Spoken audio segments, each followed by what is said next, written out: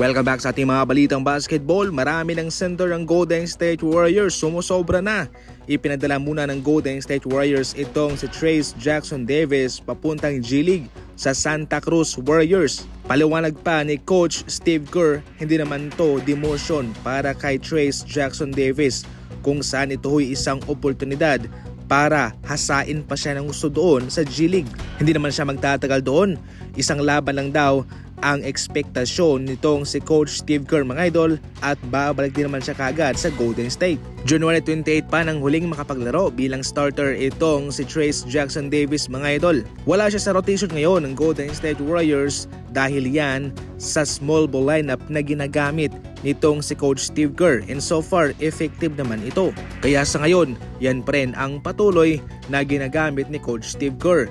Bilang center si Green, power forward naman si Jimmy Butler, at kung sila'y nangangailangan naman ng center, si Quentin Post ang kanilang ginagamit at si Kevon Looney.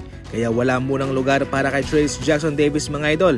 Pero ayun nga, ayon naman kay Trayce Jackson Davis, ito'y kanyang na-appreciate sapagkat ito'y parte ng proseso. Mayroon na lamang 16 na labang natitry itong Golden State Warriors at inaasahan mismo ni Coach Steve Kerr na babalik din naman kagad itong si Jackson Davis para tulungan sila sa kanilang final playoff push.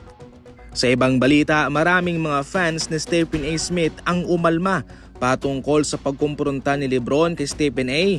at sinabihan niyang wag daw pag-usapan ang kanyang anak. Ayon pa sa mga fans ni Stephen A., bakit raw si LeBron kung makapanglait daw sa ibang malalaro na magaling pa ang kanyang anak ay okay lang.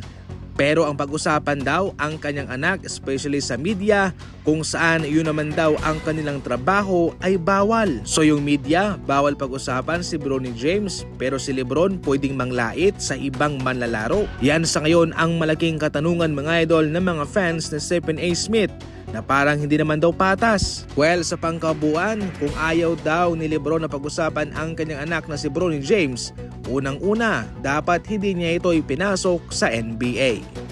Samantala, kinall out mismo ni Quentin Grimes ang mga taong nagsasabi na dahil raw tumaba itong si Luka, yun daw naging dahilan kung bakit etraned siya ng Dallas Mavericks, mga idol.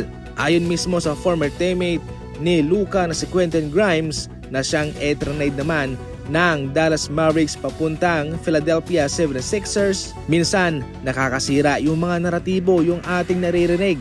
Dahil kung ano yung ating naririnig sa labas, yun daw ang ating sinasabayan. Pero kung sa totoo lang daw, wala rin siyang pakialam kung nasa 270 pounds si Luka. Kung nagawa niyang buhatin ng Dallas Mavericks papuntang NBA Finals, edi hayaan natin siya na maging 270 pounds. Dahil unang-una, nagagawa naman niya kung ano ang ipinapatrabaho sa kanya. And syempre, nagtagumpay naman siya nung sila'y nakapunta sa NBA Finals. Sa huli, mga idol, ayon pa mismo kay Quentin Grimes, nakikita niya araw-araw si Luka, mga idol, sa kanilang practice schedule o sa kanilang mga workout schedule. Kaya sa madaling salita ay wala rin namang katotohanan yung mga lumalabas na mga impormasyon na nasa 270 pounds na si Luka Doncic.